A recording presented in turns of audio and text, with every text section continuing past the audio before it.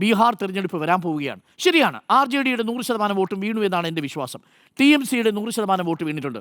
കോൺഗ്രസിൻ്റെ കാര്യത്തിൽ എനിക്ക് ഉറപ്പില്ല. കാരണം മഹാരാഷ്ട്രയിൽ എത്ര വീണിട്ടുണ്ട് എന്നുള്ളത് അറിയണം.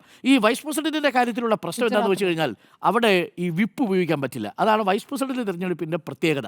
വിപ്പ് ഉപയോഗിച്ച് നിങ്ങൾക്ക് വോട്ട് നിശ്ചയിക്കാൻ കഴിയില്ല. ബാക്കി എല്ലാ തെരഞ്ഞെടുപ്പുകളിലും അത് സാധ്യമാണെങ്കിലും രാഷ്ട്രപതി, ഉപരാഷ്ട്രപതി തെരഞ്ഞെടുപ്പുകളിൽ വിപ്പ് ഉപയോഗിക്കാൻ കഴിയാത്തതിൻ്റെ ഒരു അവസരമുണ്ട്. അതാണ് ഈ കോൺഷ്യൻസ് വോട്ട് എന്ന് പറയുന്ന സാധനം ഇവിടെ ഉപയോഗിക്കുന്നതിൻ്റെ കാരണം. അതുകൊണ്ട് കോൺഗ്രസ്, മഹാരാഷ്ട്രയിലെ കോൺഗ്രസിൻ്റെ വോട്ട് നിശ്ചയമായും പോയി എന്നാണ് ഞാൻ കരുതുന്നത്. അവിടെ മഹാരാഷ്ട്രയിലെ ഗവർണറായിരുന്ന സമയത്ത് ഇപ്പോഴും CP രാധാകൃഷ്ണൻ അവരുടെ ഇടയിൽ ഉണ്ടാക്കിയിരിക്കുന്ന ഒരു താല്പര്യമുണ്ട്. രണ്ട്, അവിടുത്തെ നേരത്തെ സൂചിപ്പിച്ചതുപോലെ ഉദ്ധവ് താക്കറെ വിഭാഗത്തിൽ, ശിവസേന വിഭാഗത്തിൽ നിന്ന് നിശ്ചയമായിട്ടും ആ വോട്ട് പോയിട്ടുണ്ട്. ആടി നിൽക്കാനാണ്, ഷിൻഡയുടെ ഭാഗത്തേക്ക് എപ്പം അറിയണം എന്ന് ആലോചിച്ചുകൊണ്ട് നിൽക്കുന്ന വോട്ടുകളാണ്. ആം ആദ്മി പാർട്ടി ബന്ധം ഉണ്ടാക്കാൻ വളരെ കഴിവുള്ള ആളാണ്. അത് ഞാൻ പറഞ്ഞു, കേരളത്തിൽ തന്നെ ക്രിസ്ത്യൻ വിഭാഗത്തെ BJPയിലേക്ക് അടുപ്പിക്കാൻ ശ്രമിച്ചൊരു നേതാവിനാണോ?